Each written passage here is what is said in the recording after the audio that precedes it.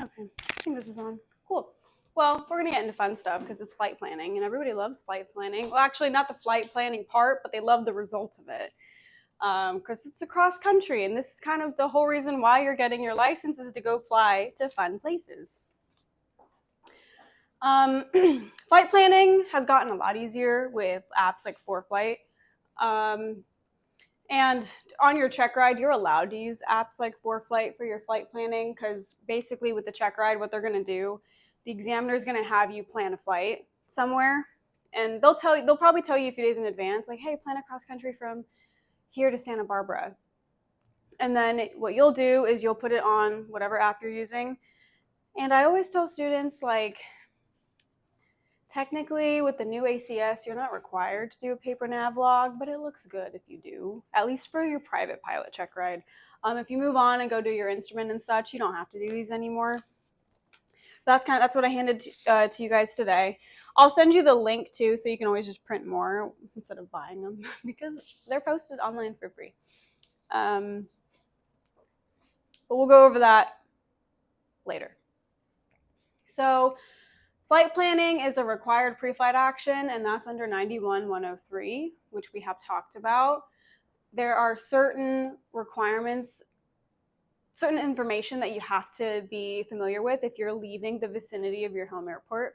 So even if you're just going from McClellan over to Lincoln, you're leaving the vicinity of your airport, you're not staying in the traffic pattern, you technically do have to be familiar with 91-103.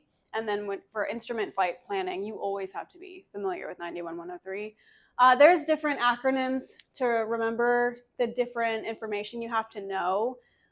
Northwest Craft is the most popular one.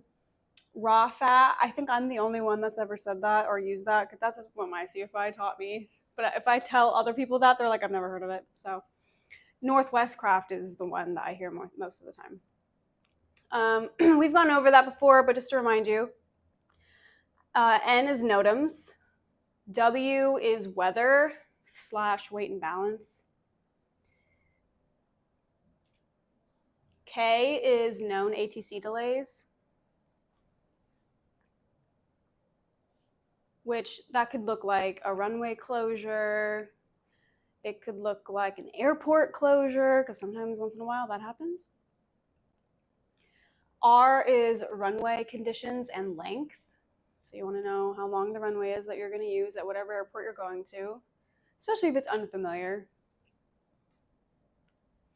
A is alternates. So alternates is technically an instrument concept, but it's good to have one as a VFR pilot too. And it just means if you can't complete your flight to the original destination, you have a backup plan. So you could be planning to go somewhere along the coast, like Santa Barbara, and when you get there, you realize the weather's IFR. So there's no way that you can get down and land under visual flight rules. So you have to go somewhere else. When you're choosing an alternate, ideally you want to choose an alternate that has different weather than whatever your original destination was. So if I'm choosing, I'm trying to think of the area. If I'm choosing somewhere along the coast, I'd probably want to choose something like 20 nautical miles-ish away from the coast, like more towards the valley, because then the weather's probably going to be different.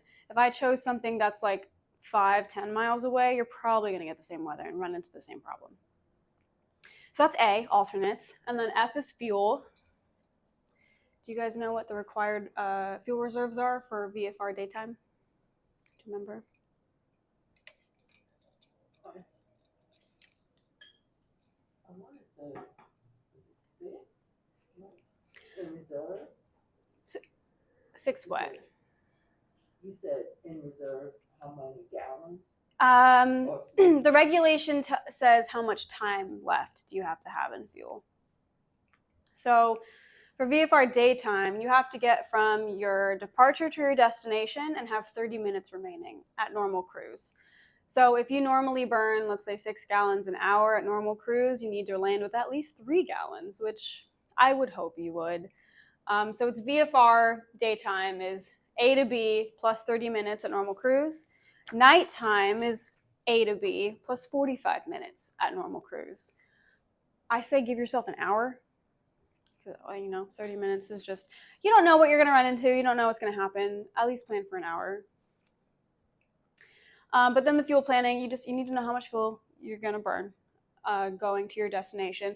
And then I would also add fuel to go to your alternate. I would plan for that as well. And then T is takeoff performance and landing, or takeoff and landing performance. So you need to know, like, how much runway do I need to take off and land? What's my climb performance going to be like? Am I going to be able to outclimb that mountain that's 5 miles away from the airport? Stuff like that. So that's 91-103. Those are the things you have to be familiar with both airports that you're leaving and going to.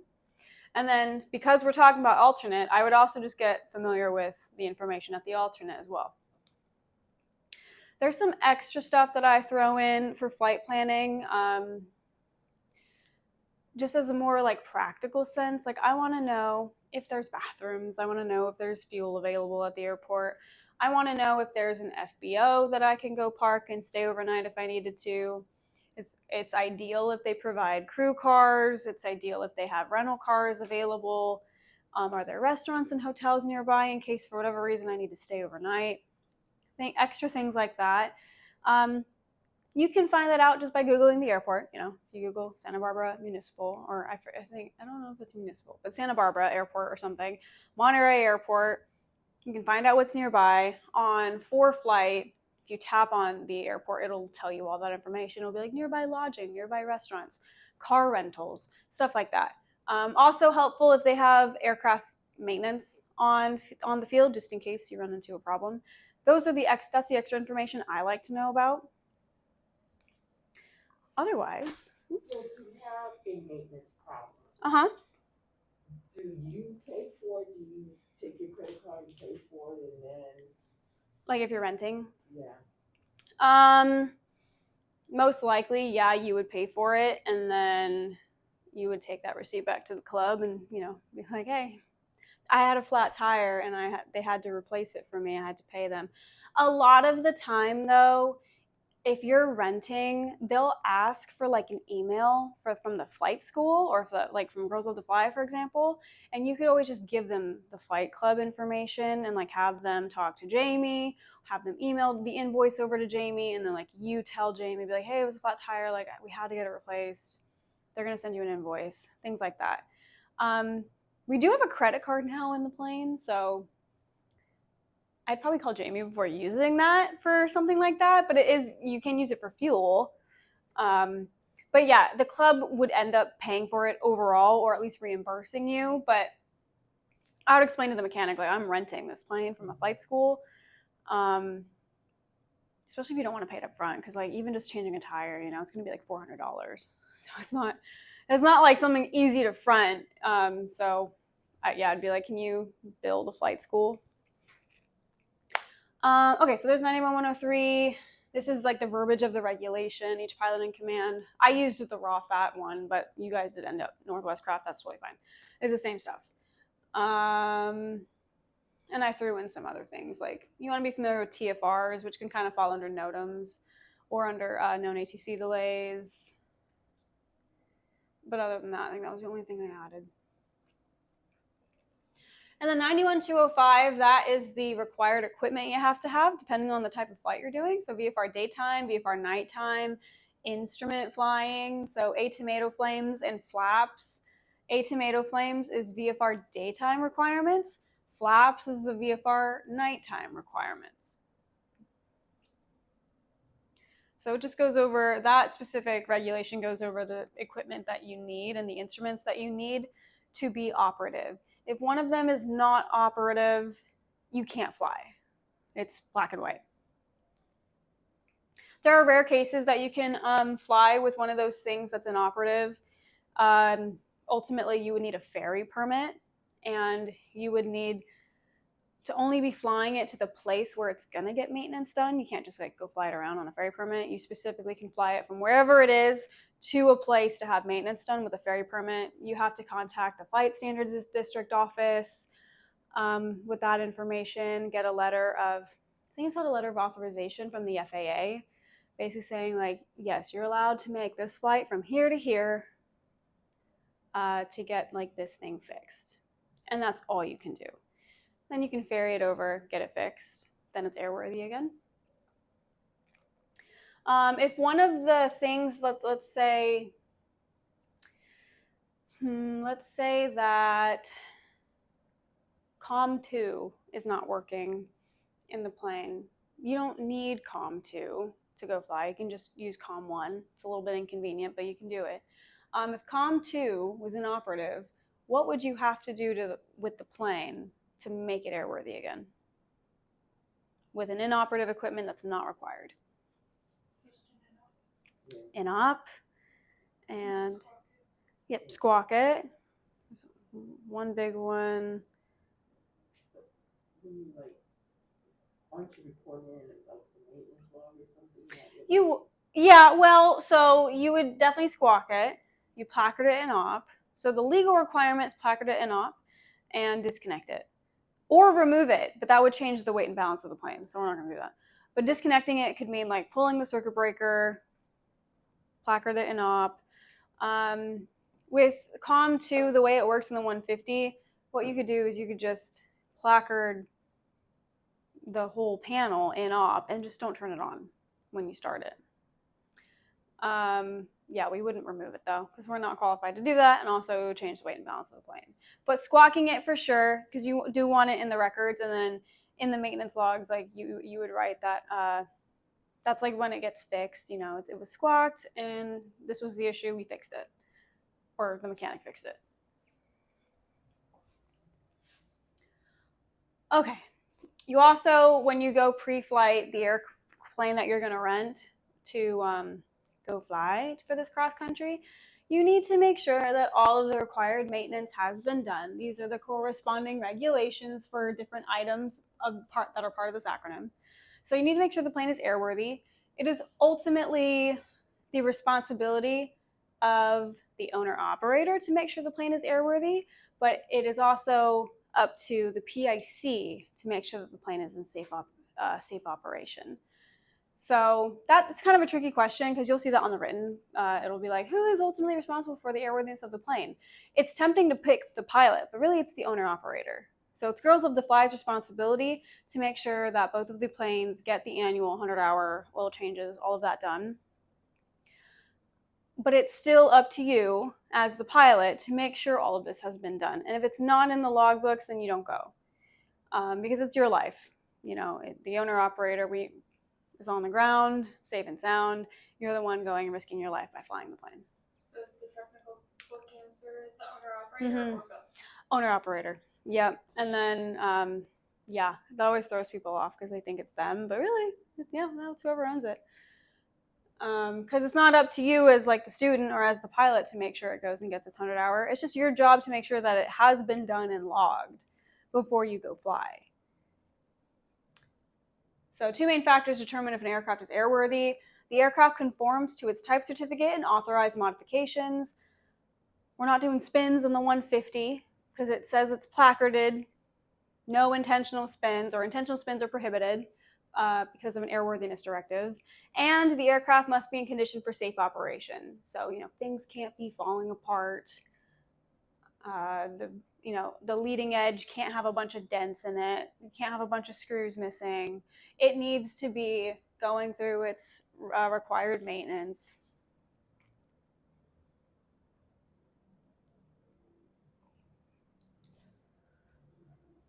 Okay, so selecting a destination. So I always talk about Monterey, so we're just going to talk about Monterey again.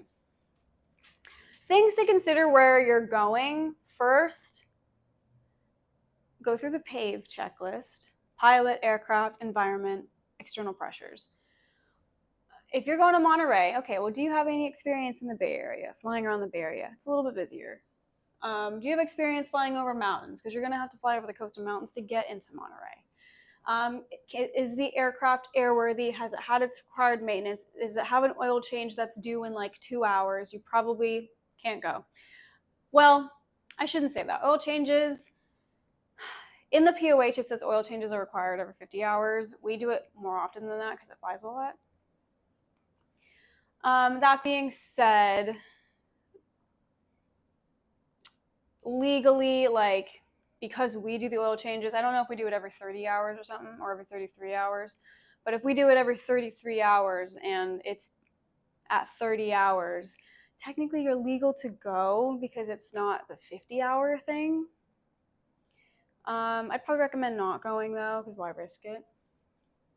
But can the aircraft complete the trip as well? Or does it not have enough fuel? Are you going to have to make a fuel stop along the way because the aircraft is limited in that way? Can the aircraft climb over the mountains? They're not that high, so the 150 and the Piper would be fine. But those are the things you have to consider. And then the environment, we're talking about the airspace, all the different traffic that's going to be in the Bay Area, the weather. Obviously, we're coming from the valley, which is nice and hot, going over to the coast, which might have fog. So we're thinking about fog a lot when it comes to coastal flying. And wind, it gets super windy. Nearby lodging and services available. Kind of talked a little bit about that. On ForeFlight, it has that information. Otherwise, you could always just Google it. Is it towered or non-towered? And are you okay with towered airports if it's towered and you're not as comfortable with towered airports?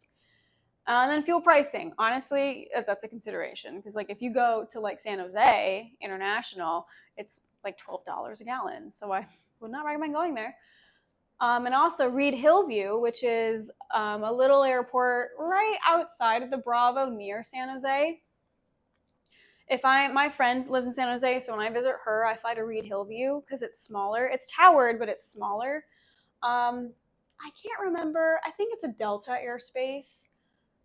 But it's towered. It's a great airport. Plenty of flight schools around there. So it's mostly traffic like me, not like jets and stuff. However, they don't sell 100 low lit anymore because of the surrounding neighborhoods are trying to close that airport down because they're claiming it's polluting the environment and all of that.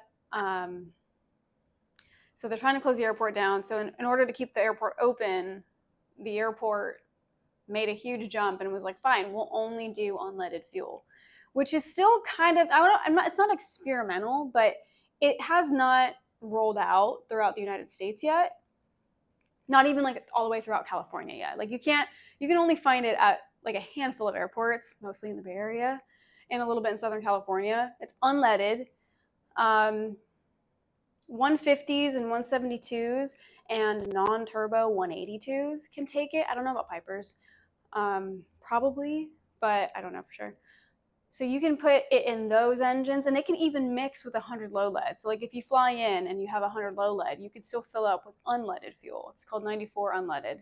However, you need something called a supplemental type certificate, which basically, again, I believe you have to contact the FSDO, Flight Standards District Office, and you have to send them your engine information, and then they're going to go through their list and make sure that your engine is one of the ones that's marked off that yes, it can take unleaded, and then you pay $200 and they give you the certificate and they're like, congrats, you can go get unleaded fuel, and you're like, great, I just spent $200 so I can go to like Reed Hillview and such. So I don't get fuel at Reed Hillview because my flight school does not want to get the supplemental type certificate, and I don't blame them. So just knowing I have to go fuel up somewhere else. Also, we talk about environment. I didn't talk about external pressures. Are you trying to make it back because you have to work the next day or, in 2 days or whatever? Are you trying to make an event that starts at a time and you have to be there at that time? If you are, consider driving or consider leaving the day before. But give yourself plenty of time to where if you needed to drive, you could. Or make sure there's like rental cars or something available. Like, do not make this the determining factor, like if you're going to go to the event or not. It's called get there-itis, and it's very real, and it kills a lot of pilots because they force the trip to work when it just can't. So any external pressures, you need to be honest with yourself. Like if you feel pressured if you're carrying a family member or a friend, you feel pressured to make this trip work for them, that means you need to have a conversation with them and be like, this is not a scheduled airline departure. This is not Southwest Airlines. This is me in a little 150. If we can go, awesome. If we can fly, that'd be great. I expect, everything to go well. However, I suggest, if we have to be there by 5, I suggest we leave by 11. Like, I don't know. Give yourself plenty of time on either end to get there and to get back. You do not want to rush through a flight.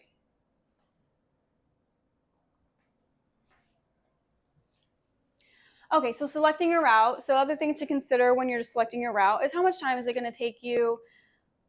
We did talk about this a little bit last week where like I kind of have you going through like a zigzag pattern to get to Monterey because I want you to fly over the freeway. It's going to take you more time. Be okay with that. Plan accordingly for your fuel. Plan accordingly for your itinerary. What altitude do you want to fly at? I want to say it's 91, 155. Once you're above 3,000 feet flying, you have to be, if you're going from 0 degrees, so like north, all the way down to 179, almost south, you have to fly even plus 500 above 3,000 feet. So if you plan to fly above 3,000 feet and you're going like on a heading of 150, you needed to at least be at 4,500 feet or 6,500 to 8,500. If you're going from 180 to 359, so I'm sorry, I totally mixed that up. Eastbound is odds plus 500. West northwest bound is even plus 500. So if you're going 150 southeast, that's going to be like 35, 55, 75. If you're going towards the west, then it's 45, 65, 85. And they do that for traffic separation. So you're always at least 1,000 feet away from someone coming the opposite direction. For IFR altitude, it's just 3,000, 5,000, 7,000, or 4,000, 6,000, 8,000. There's no plus 500, so there's separation there as well for VFR and IFR. You also need to make sure the plane can get there. You also make sure you're not going to hit anything. I do want to emphasize that on the chart, you're going to see elevation figures like this. So if your route goes through here, that does not necessarily mean you have to be at least over 9,000 feet. That is just indicating that somewhere in this quadrant between these lines of longitude and latitude, in this little quadrant here, the highest elevation of the highest figure is at 9,000 feet. And I can tell you right now, it's this one right here. It's 8,605. That is the top of that mountain. What they do to get this number is they round up to the next 100. So it's 8,605, so they round up to 8,7. And then they add 300 feet on top of that to get this figure. So if you're flying at least 9,000, you're not going to hit this peak. But if you're flying this way, you're not even going to go that way. So you don't even have to worry about it. But a lot of people, they see this number and they're like, okay, I at least have to be at 9,000 feet. Not necessarily. It might not even be in your route of flight. It just means that that's the highest elevation in this quadrant. So you'll see that all over.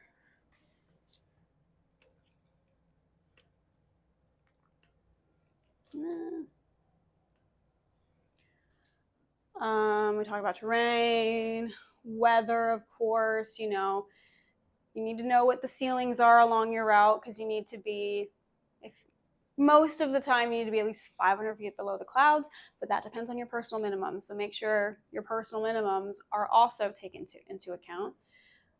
And then you also want to know, can I land on the way there if I needed to? That's why I told you, like, follow a freeway, use airports as your checkpoints. Now, if you flight plan on ForeFlight, it automatically gives you the magnetic course. So like this blue line, it would give me a magnetic course basically for like what to aim for on my compass. When you do the nav logs and you use a paper VFR sectional chart, you'll go over it with your CFIs when you guys get to that stage, but you're going to be using a plotter and a whiz wheel or an E6B. You're going to have to get the true course and convert it to magnetic course. So what you would do with that, I left my VFR sectional chart in Petaluma, so otherwise I would show you.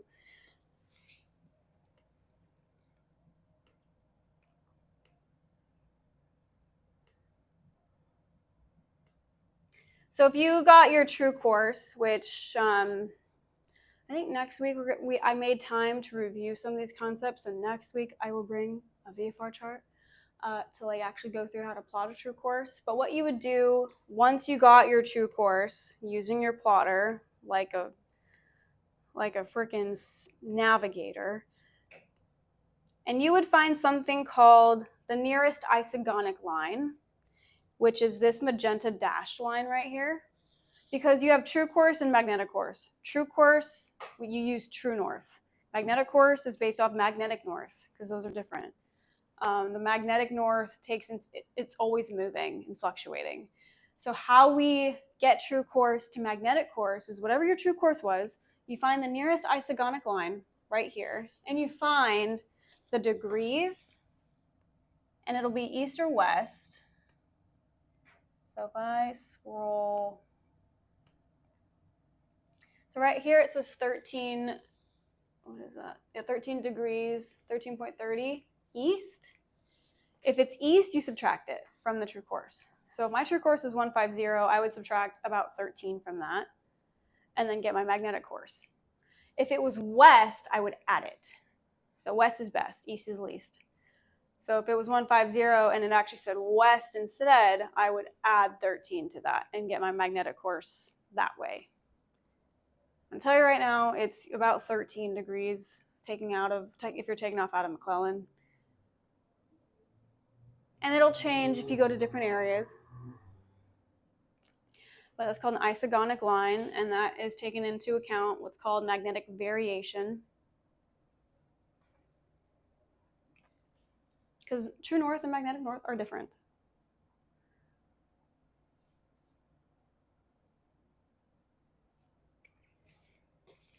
And on these nav logs, I'll just go over there. On the nav log, the first thing it has you do is find your true course and write it there. And then you'll come over here and you will get a wind correction angle, which we can go over next week using the E6B. The wind correction angle, you're just taking into account the winds aloft, which means the winds at your chosen altitude, because the winds on the surface and the winds at 5,000 feet are different. You take into account the wind, so like, if it's pushing you one way or the other, you have to plus or minus a few degrees and kind of crab into the wind to prevent it from blowing you off course. So you correct for that. You correct for magnetic variation, which is the east is least, west is best thing. So it'd be like 150. Let's say we got a +2 wind correction. So you'd add +2, -13 because we found the isogonic line. And then the magnetic heading plus or minus is deviation. I don't know if you guys have seen this, but in every airplane, in the 150, it's called a compass deviation card. So the magnetic compass it is affected by the different instruments in the panel because they produce their own little electromagnetic fields. So it kind of screws with the magnetic compass. So I think in the 150, it's like on top on the ceiling in the middle. If you look up, it'll say if you want to fly on a 360 course, then you need to actually point the compass to 001. It's usually like 1 degrees. It's super negligible. Honestly, a lot of the time I ignore it. But just to do it right, I would recommend taking a picture of the compass card and saving that on your phone just so you have it when you're doing flight planning. And then be like, okay, if I want to go roughly south and the compass deviation is, if you want to go on like a 150-ish heading, you actually have to steer 151. Okay, fine, +1. And then that would be your compass heading here. So this would be like the total of all of these things. That's your compass heading. That's the heading you're following in the airplane. So you would get all of these things first. You could write like whatever altitude you chose, what the predicted winds are. You could fill out the temperature at that altitude if you wanted to. And then your planned true airspeed. That just depends on the plane you're in. And the true airspeed stuff is usually in the POH. It'll tell you like when you're at 2,500 feet and you're cruising, you're probably at 90 miles per hour planned true airspeed. Okay, you can put that number in there. And then you would go through all of that. this confuses a lot of people because the way it's organized and formatted is not great.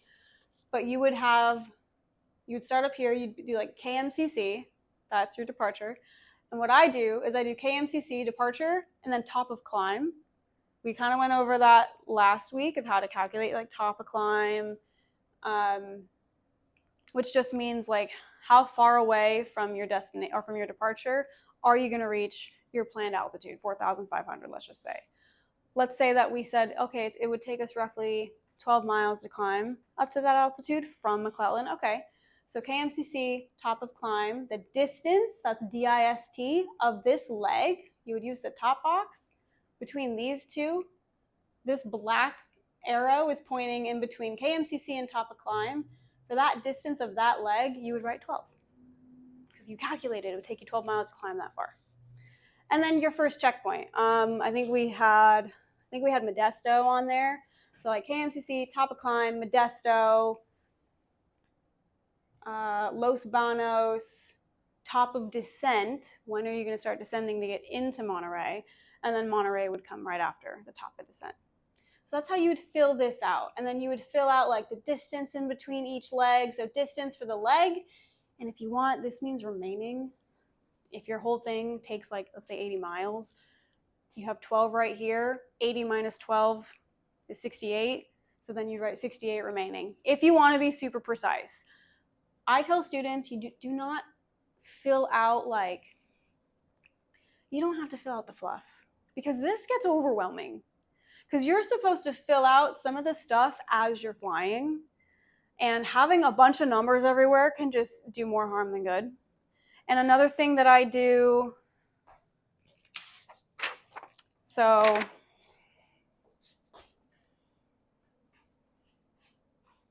because my brain can't exactly function when I'm reading, when you're busy, you might not know that like this compass heading is related to these two things. So like I'll highlight them in the same color so that they're corresponding. I'll draw arrows like in between like this one and this one so that I know that this box is touching this arrow. So this is the compass heading for these 2 points. Do whatever you need to do to make this make sense to you. You can even skip lines if you have room and just do like KMCC to top of climb. Skip this part. And then to Modesto, top of descent, Monterey. If that makes more sense and you have the space to do it. I would recommend skipping the lines then. Just so it's not so cluttered, because otherwise it gets really cluttered and it's hard to interpret when you're flying.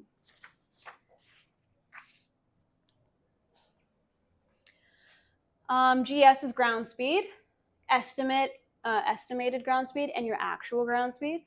So you get your ground speed by taking your true airspeed and correcting for the wind, and you get your ground speed by using the E6B, which we will do next week when I remember to bring it. There are digital E6Bs, like you can get like literally a calculator. That's an E6B. You're allowed to use it on check rides, so whatever you want to do, if you want to get an electronic or a digital E6B, you can get them on Amazon or on Sporties. You totally do that. That works too. The E6B is the wheel, and that's old-fashioned, and that's like what they used to use in the olden days. We'll use it though. So your ground speed estimated, you find that out on the ground with the E6B. Your actual ground speed, in the 150, we happen to have a ground speed reader on the GPS. As you're flying, you can fill it out actual. So on the top box is your estimate, on the bottom is your actual. Top box is estimate, on the bottom is the actual, depending on what leg you're on.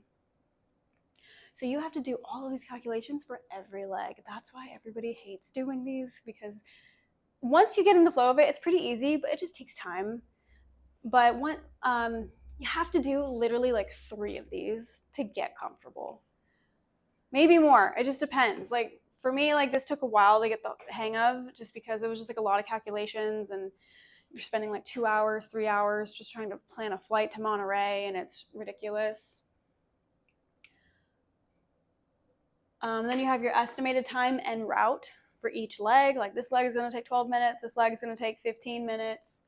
And then your actual time en route. So you reach your top of climb, take a note of the time. and you would put that on the actual time of arrival, because maybe you said this would take 12 minutes. You took off at 10 o'clock. So your ETA would be 10:12 for your top of climb. But maybe it actually took you 13 minutes.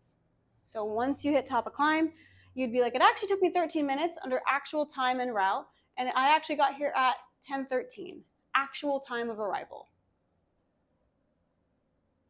And then fuel used, fuel remaining. Again, E6B, you can calculate how much fuel you're going to use per leg. And then if you started off with full tanks, you would deduct how much fuel you used on each leg and put the fuel remaining. I would recommend doing that at least on one of your nav logs, just to get really good at calculating fuel. But I kind of walked you guys through how I do fuel planning personally, and I'll actually go into that on the presentation as a reminder, because the way I do it is a lot less stressful. And then honestly, I don't even go with the VOR stuff because most of us are using GPS at this point. But it just gives you some columns to put like the frequency of the VOR that you want to use, the bearing to or from, and then the transponder code squawks. You're only going to be using one squawk on one flight on the way there. So I don't know why they provide you a bunch of boxes for that. Maybe when these were created, you would get different squawks for different air traffic control facilities, but now they keep you on one. So that's kind of just like an extra column.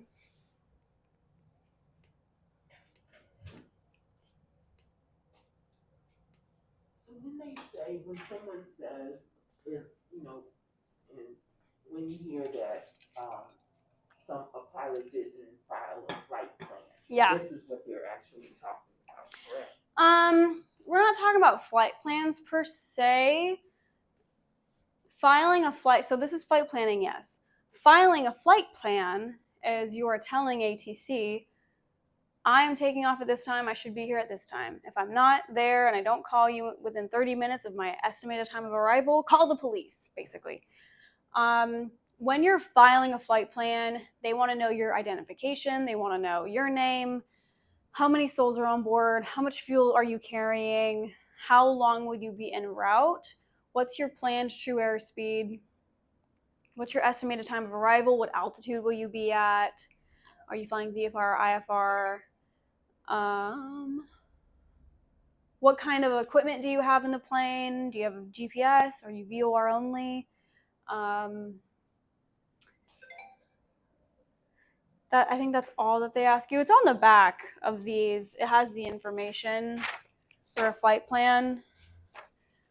So it's this whole half that you could fill that out. And you would file and close flight plans with 1-800-WEATHER BRIEF. So you can call literally 1-800-WX-BRIEF. Remember to close your flight plan, otherwise they send search and rescue out for you. Most likely they're just going to call you first and be like, are you alive? And you're going to be like, yeah, sorry. They're going to be like, okay, next time close your flight plan. I would recommend filing at least once with your CFI. You don't have to, because now we do flight following, which is just a lot more useful. So I require students to do flight following. If they want to do a flight plan, I leave that up to them, because it's just kind of an obsolete practice. People are going to come at me for saying that, but just if I'm being honest, it's not used anymore. IFR, it's required. You have to. That's different.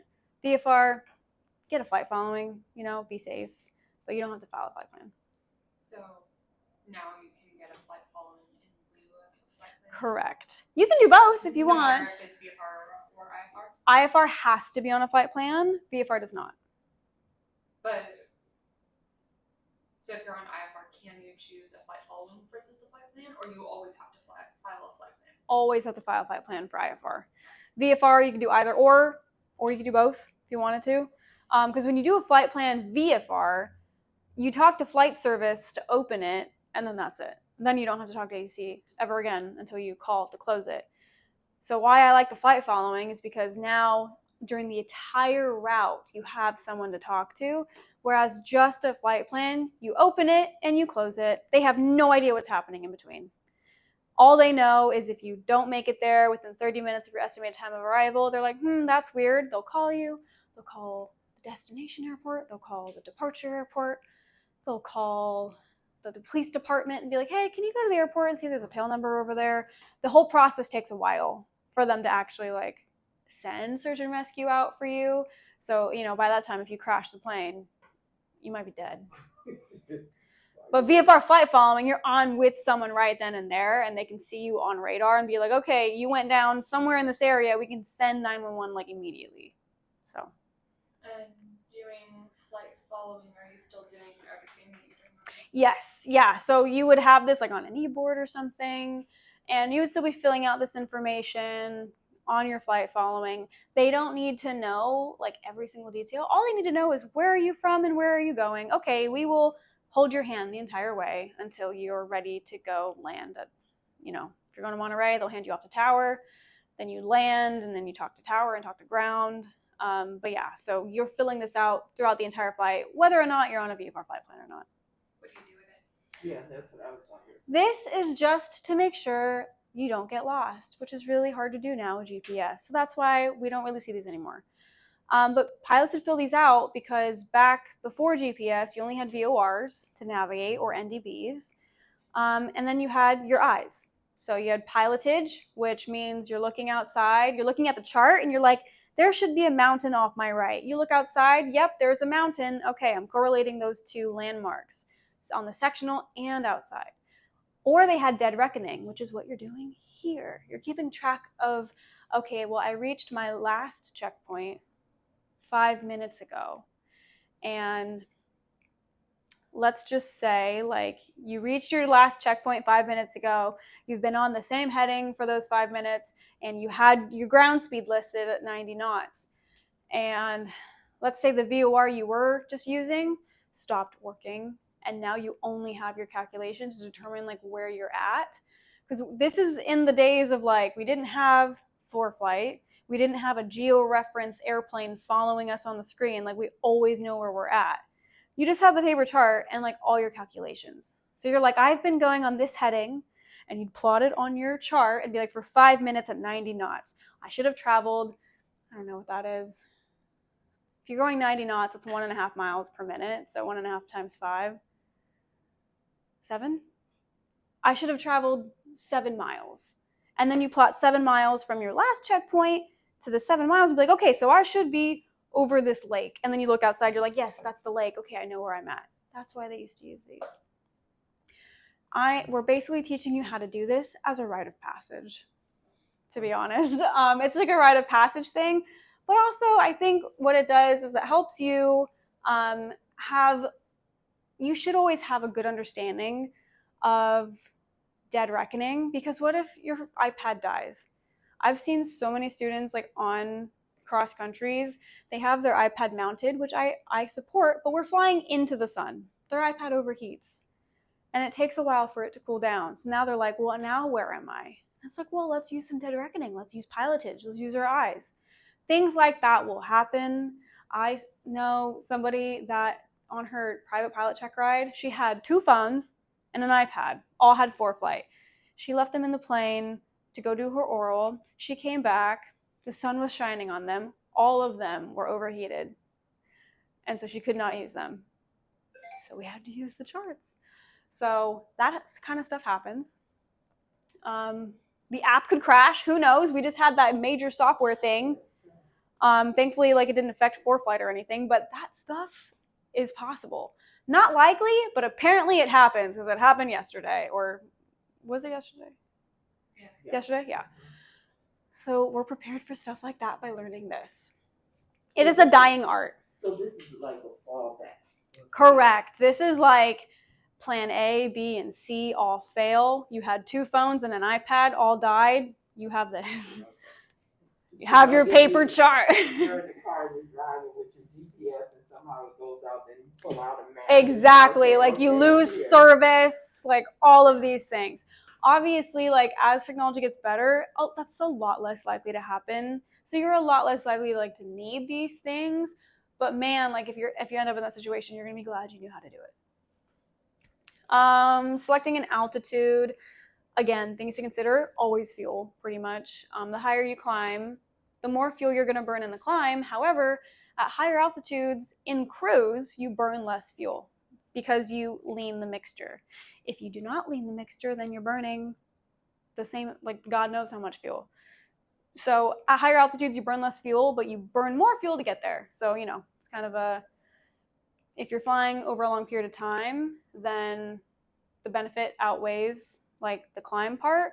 But if you're climbing for not that much time en route, maybe climbing that high is kind of pointless because maybe you're burning more fuel in the climb and that you're not saving much fuel in the long run.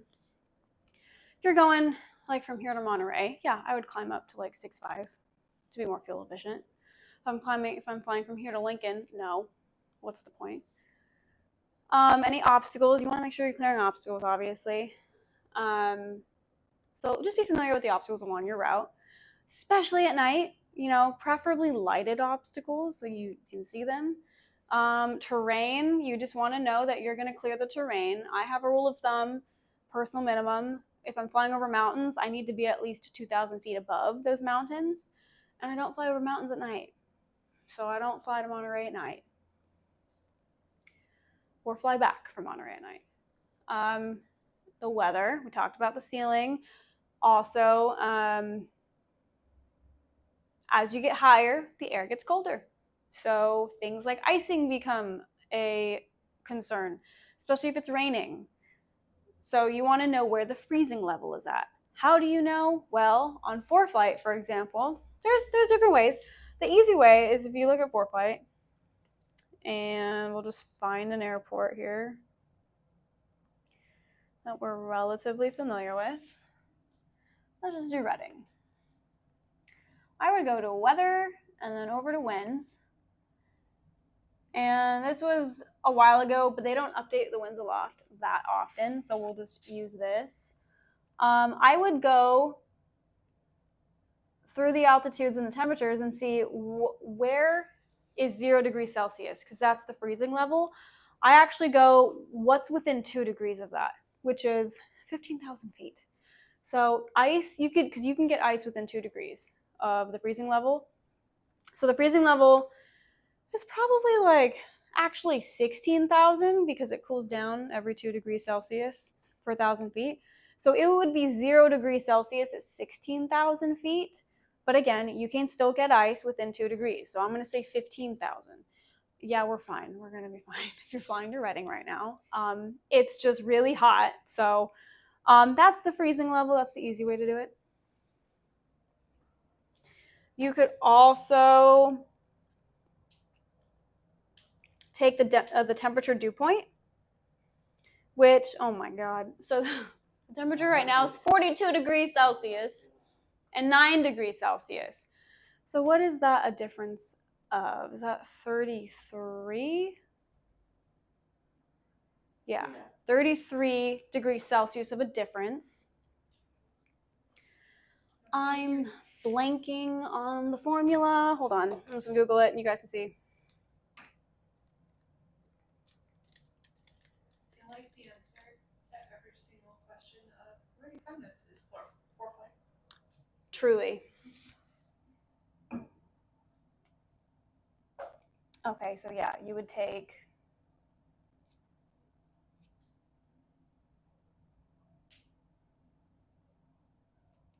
so they're explaining that too complicated. So if it was a 33 degree difference between the two, and then you cool down every 2 degrees Celsius per 1,000 feet, 33 divided by 2. I'm just gonna say 15. And then you times that by 1,000. So 15,000 feet would be the freezing level. That's what we said. So again, I did the temperature minus the dew point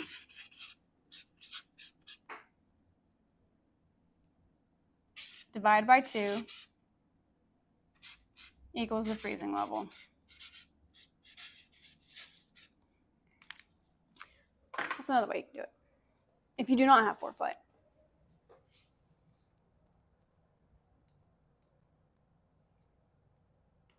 ForeFlight has everything. We love ForeFlight. We'll go back to the presentation. other apps out there. I've used Garmin Pilot. I've used iFly. There's other apps that like you could use on Android. Garmin Pilot's probably the closest one that's like ForeFlight, but in my opinion, it's still not quite as good.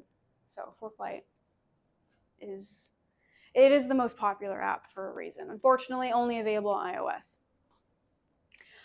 But yeah, so selecting altitude, emergencies. That's my main thing when selecting an altitude is I want more options. Higher you go, the more options you have. So if I'm flying eastbound, I could fly 3,500 feet and be legal. I don't have a lot of options at that altitude though, in terms of like gliding, power off. So I would at least go to 5,500 feet because that's roughly a mile up in the air. And most of these planes have a glide ratio of 10 to 1. I think the Piper is like 9 to 1. But so that just means every mile up in the air you are, power off, holding best glide, you can glide 10 miles without the engine or 9 miles without the engine. That's a lot more options. Whereas if you're at 3,500 feet, it's going to be less than 10 miles. It's going to be like 5 or 6 miles. So you want more options. Fly higher if you can, as long as you take into account the fuel burn. Okay, so as a reminder, here's how I calculate fuel. For the 150 specifically, and the Piper, this is relevant to the Piper too, except for this part. So for start, run up, and takeoff, you're gonna burn roughly a gallon. If you're in a 172, it's actually like 1.5 gallons. So either way, you're definitely deducting at least 1 gallon. If you want to be paranoid, do 2. I usually do, in a 172, I just deduct 2. The 150, you deduct 1. And this is as long as you lean the mixture for taxi and appropriately for takeoff. If you do not do that, then I would just round up and be like, oh shoot, I forgot to lean for taxi, I'll just deduct 2. Because remember, when you lean the mixture, you're putting less fuel in the engine, and you don't need that much fuel in the engine if you're taxiing, so you lean it. And if you forget, then, okay, decrease it by 2 gallons. And then you climb. So in the 150 and in the Piper, roughly 0.3 gallons are burned for every 1,000 feet of climb, assuming a properly leaned mixture. I round up to 0.5, so you're running about half a gallon per 1,000 feet. So I know if I'm taking off from, I wish I had more paper. I'm taking off from McClellan, which is, I'm just gonna say it's sea level. It's 77 feet, which is basically sea level. And I wanna climb up to, let's say 4,500 feet. And in the 150, we have 22.5 gallons of usable fuel, call it 22. I automatically deduct 1 for the taxi, run up and take off, so that's 21. And then if I'm climbing 4,500 feet, I'm burning half a gallon per 1,000 feet. So if I was climbing to 4,000 feet, that would be 2 gallons. So 2.25, 2.5. I'm going to burn 2.5.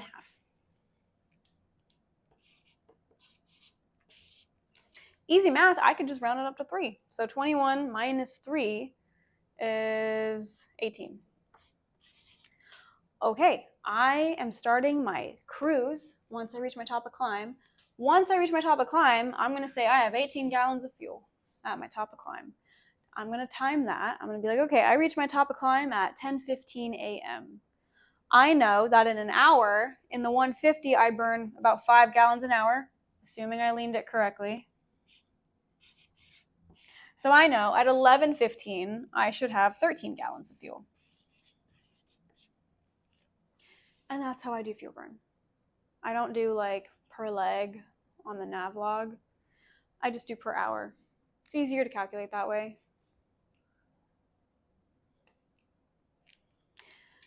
So then I'll put like on my scratch pad, because ForeFlight has like a little notepad on there, or even on the nav log paper, I'll just do it in the notes or something. I'll be like, okay, top of climb, which would be like my actual time of arrival, was 10:15.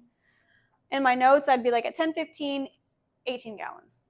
And then on the next line, I'd say at 11:15, 13 gallons. And once 11:15 comes around, if I'm still flying, I'll be like, okay, at 12:15, I should have -5 again. Or if I'm like, okay, I have half an hour left on this trip, so I should land.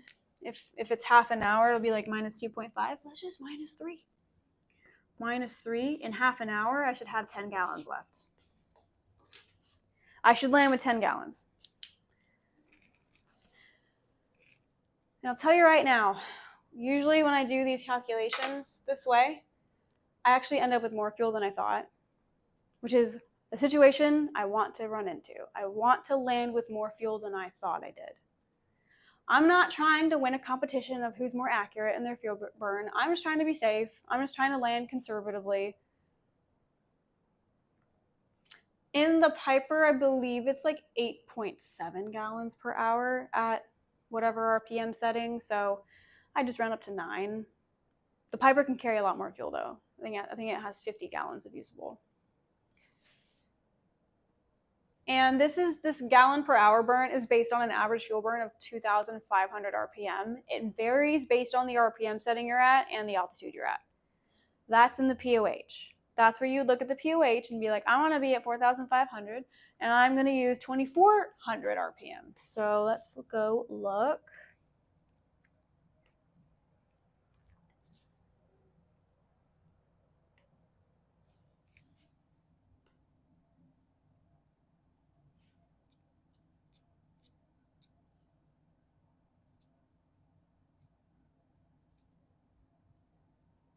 Cruise performance. So here's your altitudes. Let's say we're at 5,000. RPM setting is 2,500. Your true airspeed in miles per hour is about 107 miles per hour. Your fuel burn is 4.8. Assuming you've leaned the mixture correctly, that's why I just rounded up to 5. And then you have endurance hours. So we have the standard tanks in the 150. So this is just saying at this altitude, at this RPM setting, you can fly at 3.2 for 3.2 hours. Or if you're at a higher RPM setting, you can fly for 3.4 hours and so on and so forth. And then it does the same thing, but in miles. It's like you can fly roughly 390 miles. It doesn't, and I mean, I guess it can't take into account, if you're in wind or if, because if you're flying into the wind or you've got headwind Right. or tailwind, wouldn't it be different? I mean, I know that this is just kind of a range and kind of a gauge, but I mean. Right. So, I mean, this is just taking into account RPM setting and altitude. Okay. So, I don't even think it should say, like, this is not corrected for wind. Because let's say, if you had a headwind, your RPM setting and your endurance would stay the same in terms of, like, hours. But yeah, your mileage would change. So, this might just be based on a no wind situation. Because it's taking into account your true airspeed, not your ground speed. Because your ground speed is your true airspeed corrected for wind. So yeah, this is not entirely accurate. That's why we just round up. And another thing is it does not take into account your fuel reserve requirement of at least half an hour. So this is just saying you can fly 3.2 hours until the engine quits. All in theory. This is all in theory. So if it said 3.2 hours at like this RPM setting, this true airspeed, yada, yada, yada, I'd be like, okay, I'm going to say 2 hours at the max, Yeah, we take this with a grain of salt up to a certain point. This is where we just start out with, and then you add your own buffer.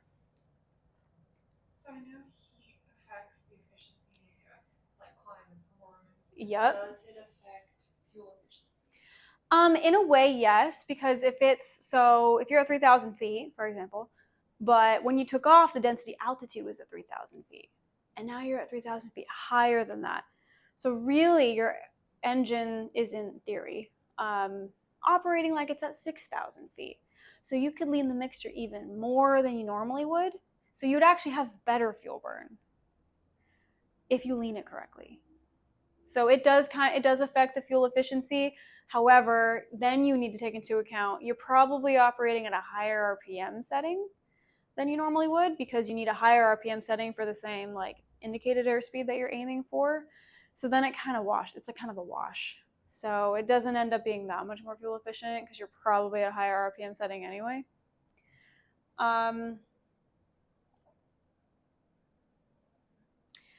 But yeah, I would say like most people are a little nervous like when it comes to leaning the mixture when it's hot outside, because normally like if it's cold outside, if like in the winter and the fall, we don't normally lean the mixture until we're above 3,000 feet. In the summertime, the density altitude's already above 3,000 feet on the ground, so you have to lean for takeoff even. But some people are uncomfortable with that, so they just don't even lean it at all. And then when they go up at altitude at 4,500, they lean it for 4,500 without realizing like it's actually hotter than standard. So you actually lean it a little bit more. So it's hard to answer your question like truly yes or no. I feel like in a practical sense, no, it doesn't. Because you could lean it more, yes, but then you're also at a high RPM setting. So kind of just, if anything, what I would do is if I'm at 5,000 feet and I know the density altitude puts me like at 7,500 feet, then I would use these RPM setting fuel burns instead of the 5,000 foot one. So like if I'm at 7,500 feet density altitude, but I'm really at like 5,000 feet or 5,500 for VFR, and it's a high density altitude, so the airplane feels like it's at 7.5 and I'm at 2,400 RPM, I'll use this value instead, and I'll make sure I'm leaning properly. So when I say lean properly, this is all based off of a lean for best power. So when you're at cruise, and some POHs might be different. Most POHs are based off of leaning for best power. So when you're in cruise, you slowly back out the mixture until you see a little rise in RPM. Then you leave it there. That's best power. I think let's see, it's hard to do. There's another way to do it, which is best fuel economy. It's hard to do that if you don't have an exhaust gas temperature gauge, which I don't think we do in the 150. I'm trying to remember. For some reason, I can't remember. But you can lean for best fuel economy as well, which is you lean it, the engine runs rough, and then you put it back in until it runs smooth again. I believe that's the technique. I personally don't do it that way because I'm renting the airplane with fuel included, so I really don't care that I'm like I'm only burning 7 gallons. It's like I'm going to lean for most planes I fly, they have a more accurate fuel gauge, and it'll be like you lean it, and it'll be like you're burning 8 gallons an hour. And I'm like, okay, that's good. I'll usually leave it around there, or I'll just do the best power thing, and I'll use whatever values are in the POH. So there's kind of different ways to do it depending on the airplane. But yeah, this is based on best power. So you're at 7,500 feet density altitude, even though you're flying at 5,500 feet. Okay, you're at 2,400 RPM. Lean it until the RPMs increase just a little bit. It might only be like 50 RPM. Okay, we're going to use, if I'm at 2,500 RPM, we're going to use 4.4. Call it 4.5. I would still just use 5, to be honest. So pretty much like this whole range is still 5, except for up here, it's 5.5. I would use 6. Again, I'm not trying to like win a prize for being accurate. I just want to be alive. Different ATC facilities you'll talk to, and I think is it next week we're doing a radio workshop, I think. Yeah. So the first one, like let's pretend you're taking off out of a towered airport. You would talk to tower first. If there's no tower, you're talking on the CTAF, Common Traffic Advisory Frequency. It's kind of just what it sounds like. Everybody at that airport is on that frequency talking to each other. But let it be known that if you're on a CTAF, like at McClellan, well, actually, McClellan's towered right now, so I'm not going to say that. If you're like at Lincoln and you're on the 123.0 CTAF, Red Bluff is also on that frequency. Yolo County is also on that frequency. Rio Linda is also on that frequency. So you're going to hear other people. Nut Tree is on that frequency too. You guys probably hear a lot of stupid stuff over at Lincoln. Lincoln is renowned for just stupid stuff. And then once you're done with tower or the CTAF and you want to get on a flight following, you're going to talk to TradeCon, aka approach or departure. If you're leaving, it's departure. If you're coming in, it's approach. It's the same person. They don't care if you call them technically the wrong thing.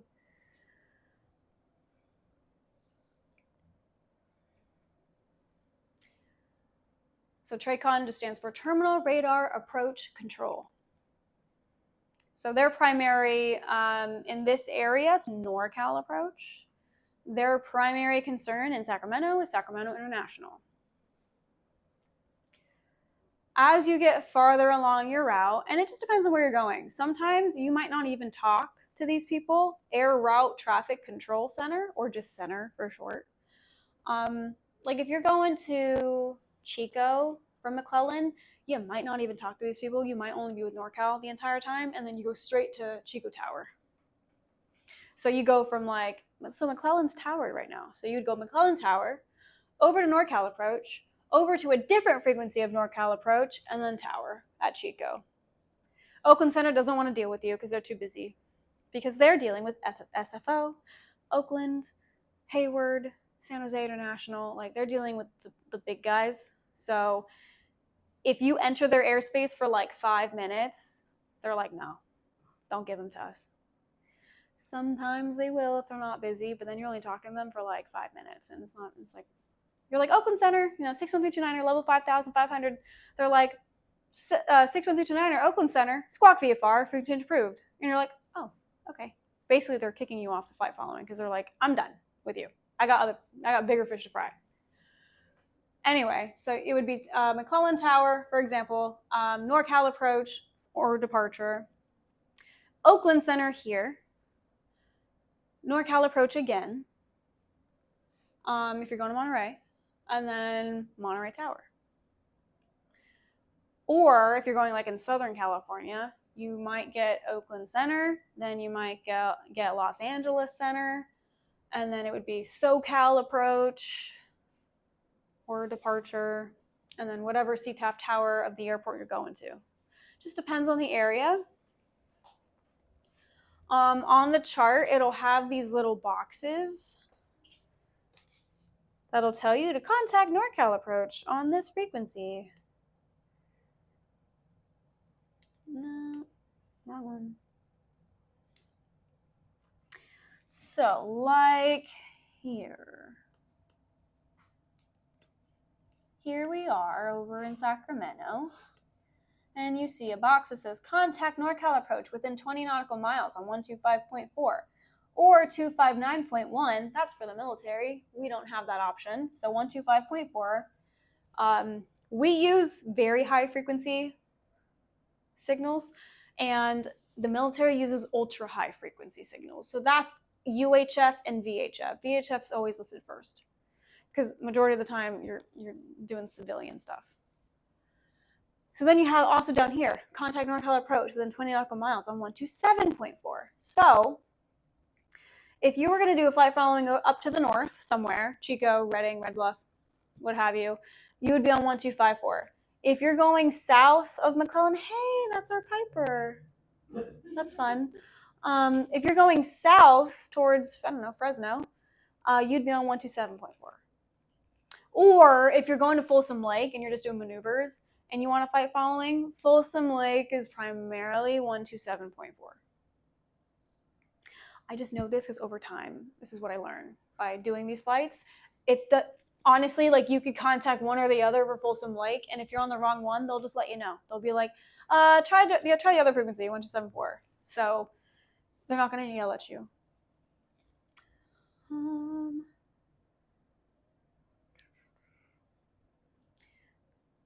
I just want to note, NorCal approach goes really far. Like, it goes, no. Yeah, no, NorCal approach goes like all the way into Nevada. So you're not in California anymore, but for some whatever reason, their airspace still includes part of Nevada. I think you can look up and see like what the divide is between like NorCal approach, NorCal approach, NorCal approach, SoCal approach. Like you can go and look online for it. The overarching center in California is Oakland Center, at least here, and then all the way up into like Oregon, and then eventually it becomes. I can't remember. I don't know if Oregon even has their own center. I might just go straight to Seattle Center. I can't remember, but you have Seattle Center, you have Oakland Center, you have Los Angeles Center. I think that's pretty much it along the West Coast. I don't think there's anything else. You have Salt Lake City Center. But yeah, different centers. They're the busy ones. They're the ones that are in charge of everybody en route. But like I said, if you're not going that far, you might not even talk to them.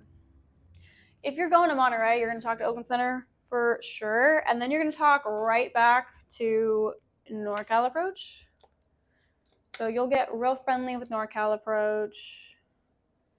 If you guys ever go like towards Fresno and you use 125.1, by the way, when you're on a flight following, if you're entering a different airspace for a different NorCal Approach, they'll tell you when to switch. They'll say 61329er, contact NorCal Approach on 125.1, and you'll say 125.1, 61329er, have a good day.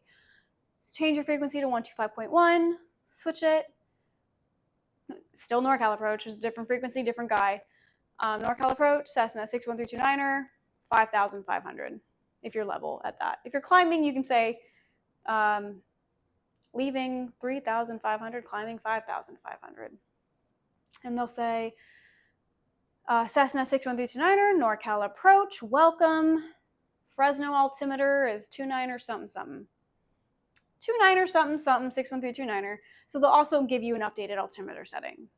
And I implore you to actually reset your altimeter, because as pressure changes, things become dangerous. You guys have heard probably the mnemonic, high to low, look out below. If you don't change your altimeter, you can be higher or lower than indicated. So change your altimeter on when they tell you to do so. 125.1, there's a guy, he's super funny. So I don't know, just for the sake of talking to him, I would go fly to Fresno on one of your cross countries. And I don't know, he's just a great guy. He loves his job. Do you have to request a flight polling every single time you switch frequencies? No. Nope. They just pass your information over to the next guy. So all you do is you check in, which is just saying your tail number and if you're what altitude you're at. And then you keep the squawk code the entire time, unless for whatever reason they tell you to reset it. And once in a while it happens, and I don't know why. Like I don't know. It's only happened to me probably like twice, where they were just like, oh, so, you know, I don't even think it was in 329er. I think it was in a different plane. And they were just like, reset your transponder and squawk this other squawk. And you just change it. You just change your squawk code. And I didn't ask questions. I was like, okay, for sure. I don't know. For all I know, maybe he gave my squawk code to someone else. Because I think what happens is when they get a flight following, they have like a computer and it generates a squawk code. Maybe somebody else had my squawk code, and because I'm the last one to the party, he was like, you're gonna have to switch. I don't know. Otherwise, when you're flying and you're not on a flight following and you're not talking to ATC, what are you squawking on the transponder? For VFR. Exactly. Yeah, you're on 1200. That just tells everybody, hey, I'm VFR and I'm not talking to anyone. So ATC can still see you, even though you're not talking and you're not squawking with them.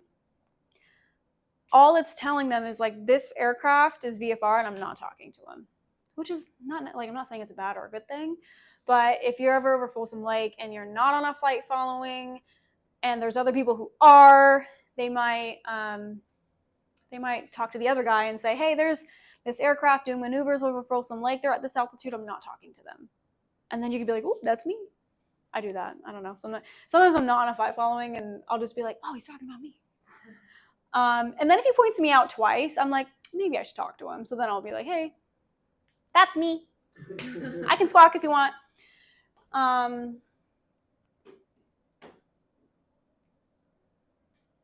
Yeah, so otherwise just squawking 1200 for VFR. When you're in the air, your transponder should be set to alt, because that is the altitude reporting capability. So then that way ATC can see your altitude. And I don't remember exactly, but there's a certain parameter that your altimeter has to be because they can see your altitude. And theirs is most likely the correct one, because what happens is sometimes, for whatever reason, the mode C capability of the transponder is the altitude reporting. For whatever reason, sometimes, I don't know, that fails. And when they give you an altimeter setting, they'll say altitude, because they want to make sure you're seeing what they're seeing. And happened to me once where I gave them my altitude and they were like, that's about 500 feet different than what I'm seeing. Can you reset your transponder? So if they say reset it, you twist the knob to off and then back to alt. See if that fixed it. If it did, great. If it didn't, they might say to do it again. And then they might say, can you just turn off your altitude report or turn off your altitude reporting? They might say turn off your mode C. What they're saying is take the knob off of alt and put it to on.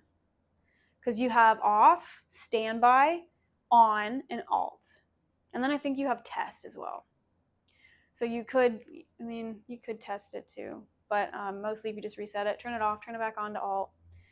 They say turn off your altitude reporting, just put it to on. They can still see your tail number, but now they can't see your altitude. But they will ask you, hey, stay at this altitude, and if you're gonna leave it, tell me. Ask me first, because they don't know what altitude you're at.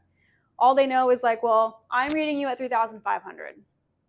Your altitude, your altimeter is probably wrong because they have better equipment than we do. So just hold whatever altitude. Like if 3,500 for them is 4,000 for you, then hold 4,000. And just, stay at whatever altitude they told you. It happened to me one time. So what I did is I reset it like twice and it didn't work. So I turned off the transponder. And I would just occasionally ask for an altitude check just to make sure like they're still seeing what I think they're seeing. And then I went to an airport to land that had a PAPI, precision approach path indicator, because if you're landing, especially if it's an unfamiliar airport, you should know what the elevation is, but your altimeter is reading wrong. So it's like it could say 100 feet, but you're actually like on the ground at that point, and it's at sea level, for example. So I went to the airport that had an approach path indicator. So, it had 4 white lights, and if it's 2 white, 2 red, you're on glide path, you're not going to hit anything. If it's all 4 red or 3 red, 1 white, you're too low. If it's all white, you're too high. So that way I had a sort of altitude indication of where I was at to land. Does that make sense? Because my altimeter was unreliable. So I was like, I don't want to hit anything. I don't want to be too low. And I don't know what altitude I'm at. So go to an airport that has either a VASI, why am I forgetting that vertical approach? I'm forgetting what it stands for. But go to an airport that has a PAPI or a VASI, something to help guide you down. Or go to a towered airport, which most towered airports have those anyway. But go somewhere with ATC where they can be like, no, you're not going to hit anything. And get altitude checks and stuff like that. So not an emergency, but definitely inconvenient and something that you have to consider when you're landing because you don't want to hit anything. That was it on that.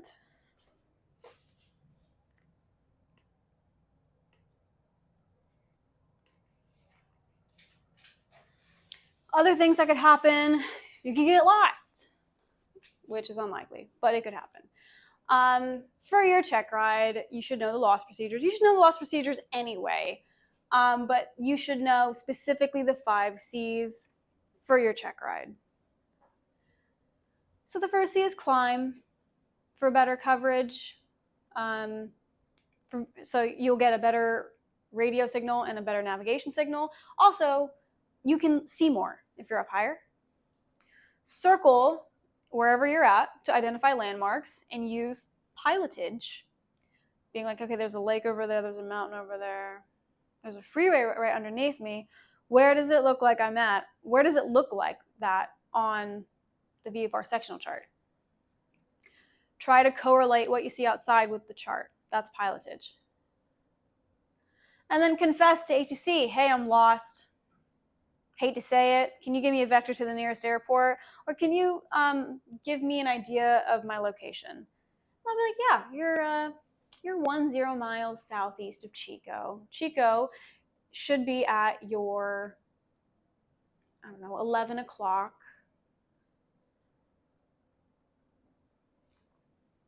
And if you want to go there, you can turn to a heading of 310. It's very hard to get lost here because you have GPS, you have all the nav aids, you have ForeFlight or an app like ForeFlight. California is very easy to navigate. You're in a valley. You have mountains on one side and then mountains on the other side. Very hard to get lost here.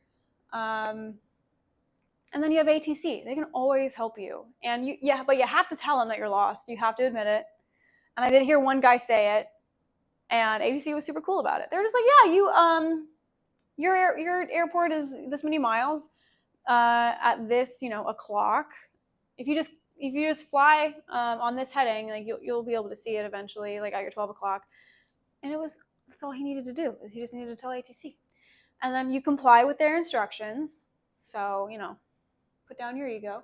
And then conserve with power and mixture. Make sure you're not burning extra fuel, because you probably are burning more fuel than you were planning because you had to circle, you had to climb an extra that you weren't planning on. So just be aware you might have burned a little bit more fuel. So just account for that in your calculations. Maybe deduct half a gallon or a gallon just to account for the situation. And then failures. Aviate, navigate, communicate, always in that order. Those are your responsibilities. Like I said, with the altimeter, I had an altimeter failure.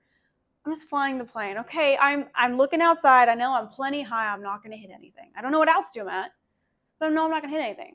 That's when I got on with NorCal. And I was like, can I get an altitude check? This is 20162.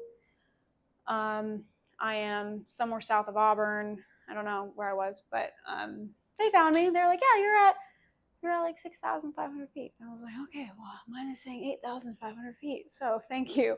And I just let them know. I was like, okay, my altimeter is setting 8,500. And they're like, oh, yeah, that's a big difference. You're at 6,500. And I was like, okay. They're like, do you need any assistance? And I was like, no, I'm just going to head back to Auburn. They're like, okay. Oh, do you want flight following? And I was like, sure, I'll send on flight following. Why not? What if something else happens? But my first thing was like, well, here I am.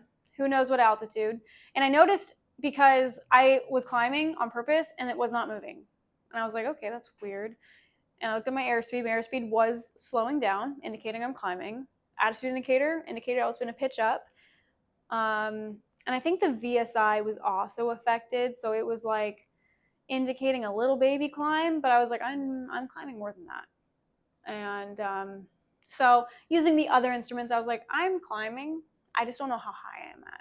But I know I'm not going to hit anything. So that's my main concern. Okay, great.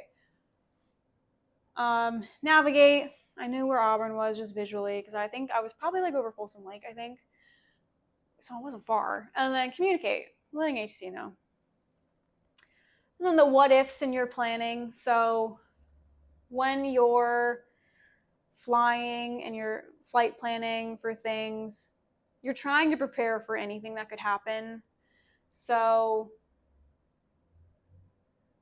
what if your phone dies? Okay, well, I have an iPad. Okay, great. What if there's a software outage, like what happened with CrowdStrike? What then? Well, I have a backup VFR sectional chart, just in case. But also, I'm familiar with the area, so I know what to look for visually. Okay, cool. What if it starts raining? Well, I have another airport I'm going to go to. That's my alternate. Okay, cool. Or if I'm comfortable flying in the rain, as long as it's not freezing level, then I'm okay.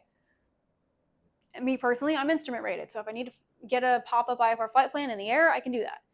Otherwise, if you're VFR, you have another airport to go to. trying to think of the what ifs. That also means being proficient in the emergency procedures and the failure procedures on the checklist for your airplane and being comfortable with that. So when it comes to like checking out an aircraft at a different flight school, as I say, and you have your license, you got your license in a 150, but now you want to go check out a 172. During the checkout, you should be going through those failures and emergency procedures. So that way, when you go and rent that plane one day, you're comfortable going through those checklists because you did it with on an aircraft checkout with a CFI.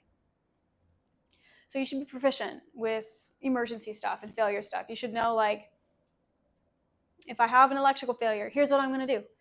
First thing I'm going to do is I'm going to look for a popped circuit breaker. I'm going to reset the master switch, see if that fixes the problem. If it doesn't, I'm going to shut off everything unnecessary. If I'm flying in the daytime, I don't need my lights on. So I'll turn off all the lights. I might not need COM 2. I'll turn off COM 2. I just have COM 1. That's all I need. If I don't need the GPS, I can navigate visually or with four flights, technically just a supplement. It should not be used as a primary means of navigation, but you're kind of using your emergency authority in the situation. So you could argue, be like, well, I have ForeFlight and my iPad's full battery, so I'm going to turn off the GPS on the plane and I can see outside. So all of those things. So we're trying to be as prepared as possible. Obviously, things come up that you just can't prepare for, but you should be pretty damn prepared for nearly anything with a thorough pre-flight flight planning. We talked about VORs last week, but this is just a reminder. It's a ground-based navigation system. They look like these white cones, and you're using very high frequency VHF radio signals emitted from these radio beacons on the ground. They're being received in the aircraft. You have radials, you have courses. Radial is a from indication. You're going away from the VOR. On a to indication, that's a course. You're going inbound to the VOR. VOR MON, minimum operating network. Talked about that last week. They're decommissioning a lot of VORs, but they are maintaining a minimum operating network because some VORs are associated with a lot of instrument procedures, so they're not going to get rid of them. And they want pilots to have a backup to GPS just in case there's a GPS failure, satellites go down or whatever. You have a backup. So they're going to maintain a certain amount of VORs, but not all of them. So you'll probably, I don't know, you might see some in a couple years where you were like, hey, I swear to God, there used to be a VOR at that airport, and now there's not. Well, they probably decommissioned it because it wasn't being used. Limitations, line of sight. If there's a mountain in the way, you're not going to get the signal. You have to at least be 1,000 feet for any of the service volumes to reach you. And then you have that cone of confusion. As you get closer, it gets more sensitive. It gets harder to follow the needle. So whatever course you were on before the needle started going crazy, just maintain that course. Don't try to follow the needle because you're going to go crazy and get disoriented. When I send the presentation, there's an article on VORs, and you can read more about them. Then obviously we have GPS, which is satellite-based versus ground-based. So it's not limited to line of sight because it's in the sky. We have a constellation of 31 satellites in space that we know of. You do have a ground-based component with the better GPS, the WAS, if you guys remember, Wide Area Augmentation System GPS. They add a ground-based component because it just adds more accuracy and more integrity, so more usability of the signal of GPS, but not required. It's satellite-based, ultimately. And then obviously you have the aircraft receiver. This is the Garmin 530, which we have in the Cessna 150 GPS. Garmin is just the brand. So you have COM 1 up here, NAV 1 up here, and then, in the 150 you have COM 2 down here. You have your range button. So like if you want to zoom out, Superman flies up. So if you want to zoom out, you hit the up button. If you want to zoom in, you can hit the down button. The direct to button, you're going to use that a lot because it's easy. You just do direct, enter in your airport you want to go to, hit enter, and then a pink line magically appears and it takes you directly to the airport. Menu, you can just, you can change different settings on the Garmin. Clear if you want to delete something. Or if you're on the home screen, kind of like this, if you hit clear, it'll declutter it. So like right now, you can see airspace, you can see freeways and highways and railroads. Yeah, you can see all that stuff. You can see water, bodies of water. If you hit clear once, it'll get rid of, I think like it'll get rid of the freeways. If you hit clear again, I think it gets rid of like the airspace. You can just like take more stuff off of the map if it's just overwhelming. But you should know how to do the basic functionings of the avionics in the plane. So if you're in the 150, you should know how to use it to navigate. I'm not saying you have to build a ginormous flight plan, which would be the FPL button. That's more of an IFR thing. Flight plan just means you have multiple points along your route. I teach students how to use it because if you're doing a nav log and you're using different airports for your checkpoints, why not put those in there? Because it'll be more accurate, a more accurate way of flying. So you'll be like flight plan. If you're on the ground at McClellan, it already knows you're at McClellan, so you don't have to put that in there. But you would say like your next airport is Marysville. You put Marysville in there, enter. Then you would put Oroville in there, enter, and then Chico in there as your destination and enter. And your flight plan is McClellan to Marysville to Oroville to Chico. And it'll take you from Marysville to Oroville to Chico. And it'll have those lines. And it'll be a lot more accurate for your field planning.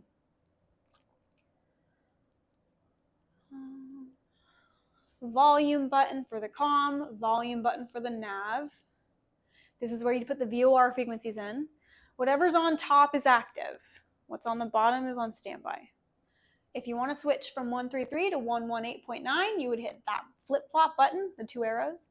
If you want to switch from 108.9 to 117.8, you would hit that button. V is for navigation. C is for comms. And to tune the comm or the V-lock, you twist the big knob or the little knob. Right now, COM 1 is highlighted, so this knob would be relevant for the comms, so you can tune the comms. If you want to tune the nav, you would hit on this one, you would just push the little knob, and then that highlighted portion would change to down here. And now these knobs control these frequencies. So that's how you would tune COM 1, nav 1.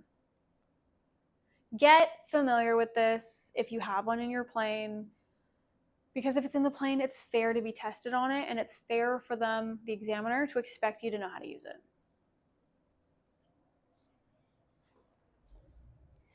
Okay, night considerations. So you have 91205, again, required equipment. So not only do you need tomato flames, you also need flaps. I will let you guys look into 91205 for the night VFR requirements. Then there's night currency, which is regulation 61.57. To maintain currency, you have to do 3 takeoffs and landings to a full stop every 90 days if you want to carry passengers at night. And then there's the night definitions, which is just a pain, and everybody hates them. So there are 3 different definitions of night. The first one is, when do you need position lights? You need position lights from sunset to sunrise. So the red and green lights have to be on from sunset to sunrise. What is sunset? If you look at your phone on the weather app, it tells you when the sun's supposed to set that day. Use that time, sunset to sunrise. And then, when can you start logging nighttime? So in your logbook, it says like daytime, nighttime. When can you put time under the night portion? You can put time under the night portion at the beginning of the civil evening twilight all the way to the end of civil evening twilight. Oh, I'm sorry, wait. I'm jumping ahead. Forget that I said that. For logging nighttime, it's 30 minutes after sunset, up until 30 minutes before sunrise is when you can log nighttime. 30 minutes after sunset, 30 minutes before sunrise. And then the last one, when can you log night landings for currency? So if you want to carry passengers. That is roughly 1 hour after sunset, 1 hour before sunrise.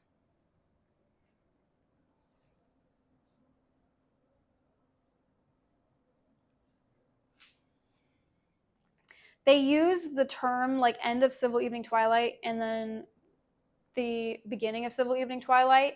And I can honestly, I can't remember off the top of my head. I think that pertains to the 30-minute thing, but if you just say 30 minutes, that's easier to remember. Obviously, because I forgot. So there's 3 different night definitions. When do you need position lights? When can you log nighttime? And when can you log night landings for currency? So when you guys have to do your night stuff, you're going to want to be familiar with that, because when you do like your night cross country, in order to log the night time, that has to be the 30 minutes after or the 30 minutes before. Obviously in the summertime, it doesn't get dark until like 8:30, so then you're flying at 9 p.m., which is a bummer because I'm just tired. But then if you want to log the night landings, which by the time you get to your destination, it'll be nighttime for that currency, so I wouldn't worry about that. But like after your private pilot check ride, and if you want to do night flying, you want to carry people at night, you're gonna have to worry about your night currency. 1 hour after, 1 hour before, every 90 days, 3 takeoffs and landings to a full stop. So no touch and goes at night. Your night landings count for your daytime currency as well, but your daytime does not count for nighttime. So if you do 3 takeoffs and landings in 90 days at night, you're also day current. But if you're day current, that does not mean you're night current. Airport lighting. Most of the time, runway lights are pilot controlled. So how you would know that is if you look on the chart. Here we are at Auburn, for example. And there's a star, an asterisk with an L. That means pilot controlled lighting is available at the field. So if you're flying to Auburn at night and you can't see it, probably means you need to turn the lights on. How you do that is you're on the CTAF frequency. That's what the C means, CTAF, which is right there, 122.7. You tune in 122.7 on whatever COM you're on, COM 1 or COM 2, and you click your talk button 7 times for high intensity lights, which I usually do if I'm trying to find it at first, so the lights will be brighter. And then if you want to turn it down, you can click it 5 times for medium intensity, and if you want low intensity, 3 times. And they stay on for 15 minutes. So if you find the airport, you're 10 miles away, and usually around 10 miles, it should work. So you find the airport, you're going there, and you're on your approach, and maybe it's probably been 10, 15 minutes since you started, get into the traffic pattern. I would consider resetting it, click it 5 times or click it 7 times if you want it super bright. So pilot controlled lighting. You're gonna want to know if your airport, if you're going somewhere at night, has lighting, because not every airport does. So what if my airport does not have lighting and I'm not gonna plan to get there until nighttime? Guess I'm not going to that airport at night. Also, you're looking for a beacon, a beacon of the airport, and there's different colors depending on the type of airport it is. So we would be looking for, I believe it's white, green, white on the beacon. That means, hey, this is a civil airport. You're allowed to land here. And then I don't know why they did it this way, but a military airport is white, white, green. Very easy to confuse. So I don't know why they did it that way. I think a heliport, so like helicopters only, I think it's like white and yellow. So if you see yellow, you can't go there. So the beacon's also an indication of like where the airport is, and that's always on. So you don't have to turn that on. The airport manager or whoever turns it on for nighttime. Or if the visibility is, I think if it's less than VFR visibility, they'll also turn the beacon on. So when it's super foggy, like at Lincoln, for example, they'll turn the beacon on, even if it's daytime. Personal equipment for nighttime. I highly recommend getting a headlamp. Getting a headlamp specifically that has a red light, because your night vision, it takes roughly about 30 minutes for your eyes to adjust to nighttime. And if you have a white light, and it's happened before, I'm with a student and they don't have the red light, they only have the white light, and then naturally